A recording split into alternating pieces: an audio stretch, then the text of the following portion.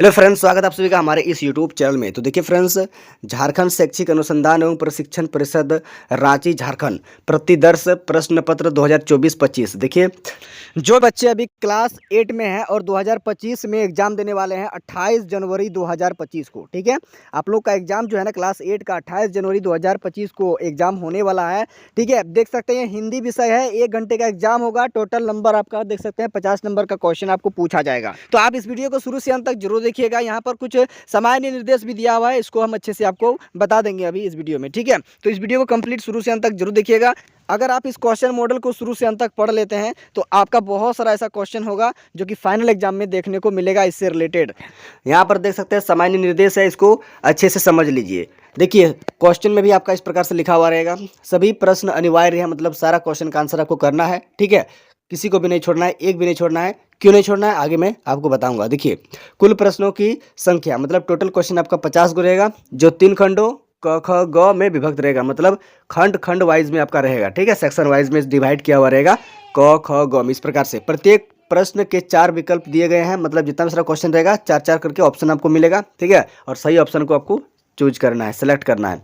उसके बाद देखिए, प्रत्येक प्रश्न का मान 1 अंक निर्धारित है, मतलब आप अगर एक क्वेश्चन सही करते हैं तो आपको 1 नंबर दिया जाएगा, और अगर आप कोई क्वेश्चन गलत कर देते हैं तो उसका अंक नहीं कटेगा, मतलब उसमें कोई नेगेटिव मार्किंग नहीं है, ठीक है।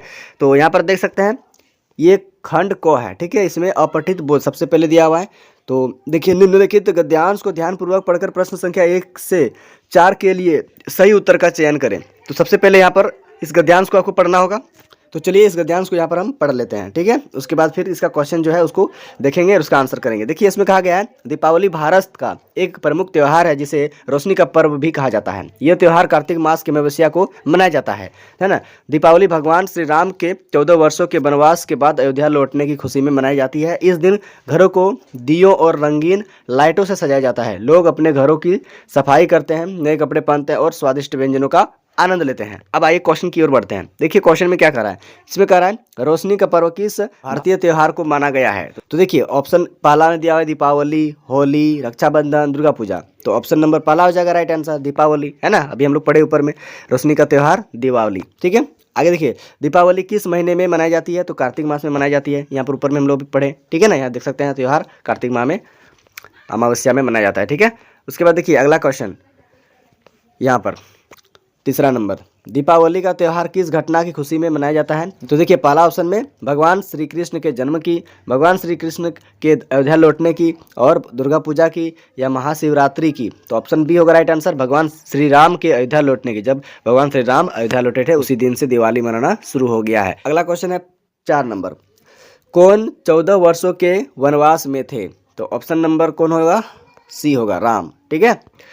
चलिए आगे देखिए, आगे जो है ना अब दिया हुआ है यहाँ पर निम्नलिखित पद्यांश को ध्यानपूर्वक पढ़कर प्रश्न संख्या 5 से 8 के लिए सही उत्तर का चयन करें। यहाँ पर देख सकते हैं इसमें बोला गया है, ये कविता है ना। देखिए, जल ही जीवन का आधार, बिन जल सूना हर संसार, नदियाँ सरोवर और ताल, इनसे ही हरियाली माल, बूंद बूंद को बचाना सीखो, जल संकट से नाता तोड़ो, पेड़ लगाकर छाव बचाओ, धरती का श्रृंगार सजाओ। अब यहाँ पर देखिए, इसमें क्या कहा गया है, पद्यांश में जल को किसका आधार बताया गया है, धन का, जीवन का, शिक्षा का, या संस्कृति का। किसका ये आधार है, तो यहाँ पर आप देख सकते होंगे, यहाँ पर जीवन का आधार बताया गया है। जीवन का आधार, जल क्या है, जीवन का आधार है, ठीक है। ऑप्शन नंबर बी होगा राइट आंसर, ठीक है। उसके बाद देखिए आगे क्वेश्चन में कहा है कि किसके बिना संसार सूना है। तो ऑप्शन नंबर बी हो जाएगा, जल के बिना, ठीक है। देख सकते हैं यहाँ पर बताया गया है किसके बिना। तो देखिए, बिन जल सूना हर संसार, जल के बिना सूना है संसार। आगे देखिए अगला क्वेश्चन, जल संकट से बचने के लिए क्या करना चाहिए, नदियाँ सुखा देनी चाहिए, या फिर बूंद बूंद जल को बचाना चाहिए, या फिर जल का संग्रह रोक देना चाहिए, या फिर केवल वर्षा जल का उपयोग करना चाहिए। तो ऑप्शन नंबर बी होगा राइट आंसर, इसका बूंद बूंद जल को बचाना चाहिए, ठीक है। तभी जल संकट से हम बच पाएंगे। यहाँ पर देख सकते हैं इसमें बताया गया बूंद बूंद को बचाना सीखो, है ना। आगे देखिए अगला क्वेश्चन, धरती का श्रृंगार कैसे किया जा सकता है, घर बनाकर, पेड़ लगाकर, नदियाँ सुखाकर, और खदानें खोदकर। ऑप्शन नंबर बी होगा राइट आंसर, पेड़ लगाकर, ठीक है। यहाँ पर देखिए लिखा हुआ है, यहाँ पर देखिए पेड़ लगाकर छांव बढ़ाओ, धरती का श्रृंगार बढ़ाओ। ठीक है, चलिए इसी प्रकार का क्वेश्चन आपका आएगा। अब आगे आ गया खंड ख। खंड ख में आपका व्याकरण रहेगा। व्याकरण का क्वेश्चन इस प्रकार से कुछ रहेगा, देख सकते हैं। राजपुत्र में कौन सा समास है? ऑप्शन 1 में देख सकते हैं यहाँ पर द्वंद्व समास, तत्पुरुष समास, अव्ययीभाव समास, उसके बाद कर्मधारय समास। तो देखिए इसमें हो जाएगा आपका ऑप्शन नंबर बी, तत्पुरुष समास, है ना। राजपुत्र क्या हो जाएगा? तत्पुरुष समास हो जाएगा इसका आंसर। अगला क्वेश्चन देखिए 10वां नंबर, इसमें पूछा है आशा शब्द का विलोम क्या होगा? तो आशा का विलोम होगा ऑप्शन नंबर पहला, निराशा, है ना। उत्साह नहीं होगा, हताश नहीं होगा, परिश्रम भी नहीं होगा। तो 10 का ऑप्शन ए हो जाएगा राइट आंसर। ठीक है, अगला क्वेश्चन देखिए, विद्यालय का संधि विच्छेद क्या होगा? विद्या जोड़ आलय, विद्या जोड़ अलय, या फिर विद जोड़ आलय, या फिर विद्या जोड़ लय।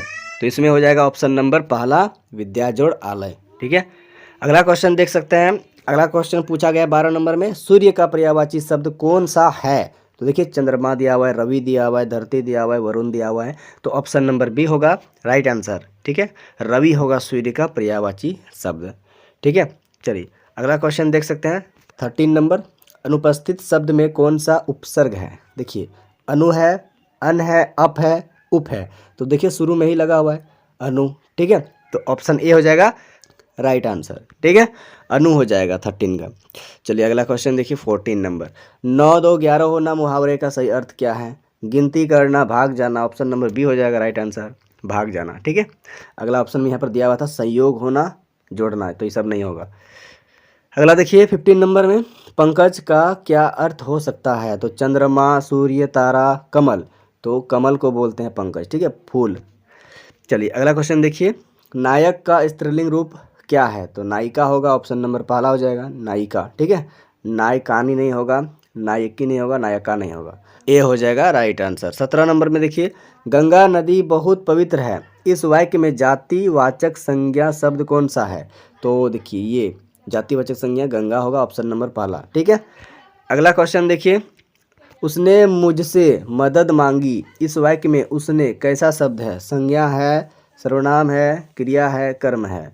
तो इसमें हो जाएगा ऑप्शन नंबर सी, सर्वनाम है। ठीक है, नाम के स्थान में प्रयुक्त होने वाले शब्द को क्या कहते हैं? सर्वनाम कहते हैं। ठीक है, चलिए आगे देखिए, तुम बहुत अच्छे गाते हो, वाक्य में कौन सा शब्द क्रिया का बोध कराता है? तो गाने वाला जो है शब्द ये क्रिया का बोध कराता है, तो गाना, तो गाते। ठीक है, क्रिया का बोध कराने वाले शब्द हैं। अगला क्वेश्चन 20 नंबर देखिए, वाक्य में संख्यावाची विशेषण शब्द का चयन करें। संख्यावाची, वह एक समझदार लड़का है। तो देखिए इसमें हो जाएगा वह एक समझदार लड़का है, तो इसमें एक जो है ये क्या हो जाएगा? संख्या। ठीक है, एक क्या है? संख्या। तो ऑप्शन नंबर डी हो जाएगा राइट आंसर, एक। चलिए अगला अब खंड ग आ गया। ठीक है, अब इसमें दूसरा चीज़ है, पाठ्य पुस्तक से है, मतलब किताब से है। ठीक है, पाठ्य पुस्तक से पठित बोध, निम्नलिखित गद्यांश को ध्यानपूर्वक पढ़कर प्रश्न संख्या 21 से 24 के लिए सही उत्तर का चयन करना है। तो सबसे पहले इसको पढ़ना होगा। ठीक है, तो चलिए यहाँ पर इसको अच्छे से पढ़ लेते हैं। देखिए, बस सचमुच चल पड़ी और हमें लगा कि यह गांधी जी के असहयोग और सविनय अवज्ञा आंदोलन के वक्त अवश्य जवान रही होगी। हर हिस्सा दूसरे से असहयोग कर रहा था। पूरी बस सविनय अवज्ञा आंदोलन के दौर से गुजर रही थी। सीट का बॉडी से असहयोग चल रहा था। कभी लगता सीट बॉडी को छोड़कर आगे निकल गई है, कभी लगता कि सीट को छोड़कर बॉडी आगे भागी जा रही है। 8-10 मील चलने पर सारे भेदभाव मिट गए। यह समझ में नहीं आता था कि सीट पर हम बैठे हैं या सीट हम पर बैठी है। तो इस प्रकार से ये कहानी था, है ना। तो अब इसी से रिलेटेड यहाँ पर क्वेश्चन है, कहा इसमें कि उपरोक्त गद्यांश में गांधी जी के किस आंदोलन का वर्णन है? तो देखिए इसमें है सविनय अवज्ञा आंदोलन। ठीक है, चलिए अगला क्वेश्चन देखिए, प्रस्तुत गद्यांश किस पाठ से लिया गया है? असहयोग आंदोलन से, बस की यात्रा से, पथ की पहचान से, या फिर छोटा जादूगर से? Right answer option number B, bus की यात्रा से। ठीक है, अगला क्वेश्चन देख सकते हैं, गद्यांश में सीट और बॉडी के सहयोग से क्या संकेत मिलता है? दोनों के बीच कोई तालमेल नहीं था। सीट हमेशा बॉडी के साथ रहती थी। सीट और बॉडी एक दूसरे से प्रेम करते थे। सीट और बॉडी मिलकर रास्ते पर चल रहे थे। तो इसका राइट आंसर होगा ऑप्शन नंबर पहला, दोनों के बीच कोई तालमेल नहीं था। अगला क्वेश्चन देखिए, गद्यांश में 8-10 मील चलने पर किसका उल्लेख किया गया है? रास्ते के भेदभाव मिटने का, बस की गति का बढ़ने का, गांधी जी के आंदोलनों का परिणाम, या फिर सीट और बॉडी का जुड़ने का। तो देखिए इसमें हो जाएगा राइट आंसर ऑप्शन नंबर पहला, रास्ते के भेदभाव मिटने का। ठीक है, अब आगे बढ़ते हैं। देखिए निम्नलिखित पद्यांश को ध्यानपूर्वक पढ़कर प्रश्न संख्या 25 से 28 के लिए सही उत्तर का चयन करिए। बुक का पोयम है, ठीक है, कविता है। तो देखिए इसमें कहा है, चाह नहीं मैं सुरवाला के गहनों में गूथा जाऊं, चाह नहीं प्रेमी माला में बिन प्यारी को ललचाऊं, चाह नहीं सम्राटों के सव पर हे हरि डाला जाऊं, चाह नहीं देवों के सिर पर चढ़ूं भाग्य पर इठलाऊं, मुझे तोड़ लेना वलमाली उस पथ पर देना तुम फेंक, मातृभूमि पर शीश चढ़ाने जिस पथ जावे वीर अनेक। देखिए प्रस्तुत कविता के कवि कौन हैं? तो राम नरेश त्रिपाठी, या फिर श्रीवंश राय बच्चन, या फिर माखनलाल चतुर्वेदी, या फिर निर्मला पुतुल। तो इसका राइट आंसर होगा option number C, Makhanlal Chaturvedi. ठीक है, अगला क्वेश्चन देखिए, उस पथ में देना तुम फेंक में कवि किस पथ की बात कर रहे हैं? सम्राटों का पथ, युद्ध के पथ, वीरों का पथ, या फिर प्रेमी माला का पथ। तो 26 का राइट आंसर होगा ऑप्शन नंबर सी, वीरों का पथ। ठीक है, इसमें वीरों का पथ के बारे में चर्चित हुआ है। अगला क्वेश्चन देखिए, जिस पथ जावे वीर अनेक से कवि किस पथ का उल्लेख कर रहे हैं? सम्राटों के पथ, शहीदों का पथ, प्रेमियों का पथ, युद्ध में शहीद होने का पथ। ऑप्शन नंबर बी होगा इसका राइट आंसर, शहीदों का पथ।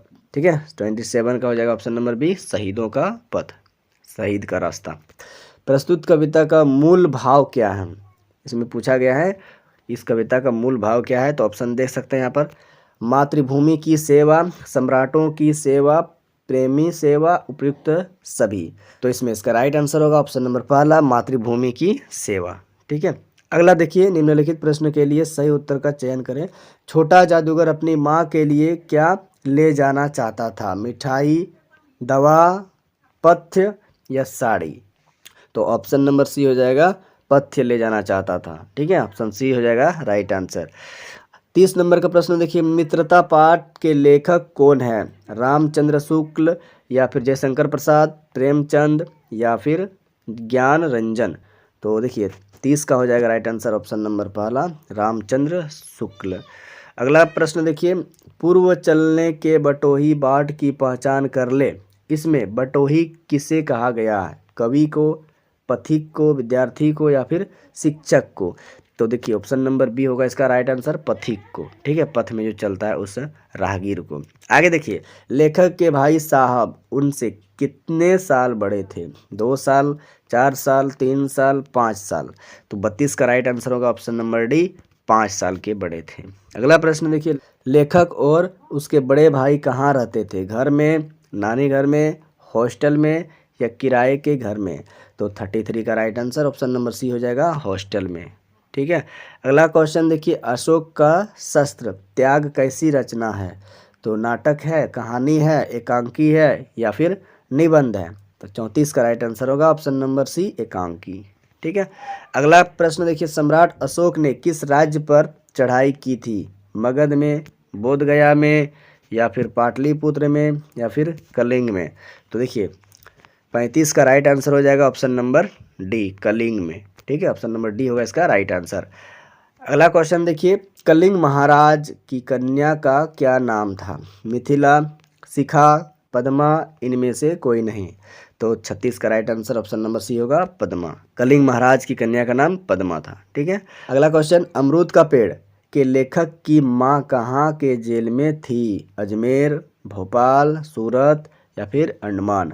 तो 37 का राइट आंसर होगा ऑप्शन नंबर पहला, अजमेर की जेल में थी। ठीक है, अगला क्वेश्चन देखिए, अमरूद के पेड़ में फूल आने की बात किसने बताई थी? चुन्नू ने, पप्पू ने, नौकर ने, या फिर मिद्दू ने। तो देखिए 38 नंबर का राइट आंसर होगा ऑप्शन नंबर डी, तो मिद्दू ने बताई थी। ठीक है, अगला क्वेश्चन, क्या निराश हुआ जाए पाठ के लेखक कौन हैं? हजारी प्रसाद द्विवेदी, महावीर प्रसाद द्विवेदी और जयशंकर प्रसाद प्रेमचंद। तो 39 का राइट आंसर ऑप्शन नंबर पहला आ जाएगा, हजारी प्रसाद द्विवेदी।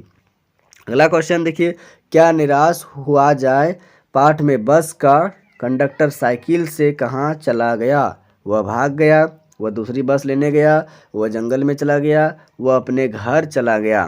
तो 40 का राइट आंसर होगा ऑप्शन नंबर दूसरा, है ना, वह दूसरी बस लेने गया। अगला क्वेश्चन देखिए, रामचरितमानस के रचयिता कौन है? तुलसीदास, सूरदास, कबीर या फिर जायसी। तो 41 का राइट आंसर होगा ऑप्शन नंबर पहला, तुलसीदास। ठीक है, रामचरितमानस का जो रचयिता है, लेखक है, कौन है? तो तुलसीदास है। अगला क्वेश्चन, जयपाल सिंह मुंडा का जन्म किस गांव में हुआ था? तोरपा, खूंटी, तपकरा या फिर सिमडेगा में। तो 42 का राइट आंसर होगा ऑप्शन नंबर सी, तपकरा में हुआ था, है ना, तपकरा गांव में जयपाल सिंह मुंडा का जन्म हुआ था। अगला प्रश्न देखिए, बस की यात्रा पाठ कैसी रचना है? देख सकते हैं यहाँ पर, व्यंग है, निबंध है, कहानी है या फिर नाटक है। तो इसका राइट आंसर होगा ऑप्शन नंबर पहला, व्यंग। ठीक है, उसके बाद देखिए, हुंड्रू का झरना कहाँ है? सिमडेगा में, नेतरहाट में, गुमला में या फिर रांची में। तो इसका राइट आंसर होगा ऑप्शन नंबर डी, रांची में। हुंड्रू का झरना कहाँ है? रांची में, याद रखिएगा इसको बच्चों। आगे देखिए, बूढ़ी पृथ्वी का दुख कविता की कवियत्री कौन है? महादेवी वर्मा, सुभद्रा कुमारी चौहान, निर्मला पुतुल या फिर इनमें से कोई नहीं। तो देखिए इसका राइट आंसर हो जाएगा option number C, Nirmala Putul. अगला क्वेश्चन देखिए, काशी विश्वविद्यालय में प्रवेश करते ही दाईं तरफ क्या है? सर सुंदरलाल अस्पताल, महिला विद्यालय, पार्क या फिर जिम खाना। तो 46 का राइट आंसर होगा ऑप्शन नंबर पहला, सर सुंदरलाल अस्पताल। ठीक है, अगला क्वेश्चन देखिए, वीर जननी का पुरस्कार किसे मिला? शारदा सुब्रमण्यम, डॉक्टर चंद्रा, शिवानी, महादेवी वर्मा को। तो किनको मिला था? तो इसका राइट आंसर होगा ऑप्शन नंबर पहला, शारदा सुब्रमण्यम को मिला था। ठीक है, उसके बाद आगे देखिए, किसकी बुआ आईएएस बन गई थी? मीना की, शिवानी की, शुभांगी की या फिर कमला की। तो इसका राइट आंसर होगा ऑप्शन नंबर सी, शुभांगी। ठीक है, शुभांगी हो जाएगा इसका राइट आंसर। चलिए अगला क्वेश्चन बढ़ते हैं, 49 नंबर। देखिए इसमें कहा गया है, बिहार के मधुबनी इलाके में अकाल कब हुआ था? 5वीं सदी, तीसरी सदी, 7वीं सदी या फिर 6वीं सदी। तो इसका राइट आंसर होगा ऑप्शन नंबर डी, 6वीं सदी में। ठीक है, लास्ट प्रश्न देख सकते हैं बच्चों, कौन से तालाब में लोग अपने अपने क्षेत्र का थोड़ा पानी लाकर मिला देते थे? बिंदु सागर, कलिंग सागर, समर सागर, सूर सागर। तो इसका राइट आंसर होगा ऑप्शन नंबर पहला, बिंदु सागर। ठीक है, तो देखिए बच्चों, इस तरीके से मैंने इस वीडियो में आपको टोटल 50 प्रश्न को सॉल्व करवाया। ठीक है, सारा प्रश्न जो है ना वो वेरी वेरी इंपॉर्टेंट है आपके लिए, जो कि एग्जाम होने वाला है आप लोग का 28 जनवरी को। ठीक है, आप लोग का एडमिट कार्ड जो है ना 18 जनवरी तक आ जाएगा। ठीक है, तो चलिए इसको अच्छे से देख लीजिएगा, याद कर लीजिएगा सारा क्वेश्चन को, है ना। इसमें से बहुत सारा क्वेश्चन आपका टच करेगा। ठीक है, इस वीडियो को अपने दोस्तों के साथ शेयर कर दीजिएगा। ठीक है, और अगर आपको ये वीडियो अच्छा लगा तो प्लीज़ वीडियो को लाइक कर लीजिएगा। चैनल पर अगर पहली बार आए तो चैनल को जरूर सब्सक्राइब कर लीजिएगा, साथ साथ में बेल आइकन का नोटिफिकेशन को भी ऑन कर लीजिएगा। इससे क्या होगा, आगे आने वाला जो भी मेरा वीडियो होगा वो वीडियो आप तक जल्द से जल्द पहुँच पाए, इसलिए आपको बेल आइकन का नोटिफिकेशन को ऑन करना होगा। ठीक है, तो चलिए मिलते हैं नेक्स्ट वीडियो में अगला सब्जेक्ट का मॉडल पेपर का क्वेश्चन आंसर को लेकर। तब तक के लिए bye, thank you for watching this video.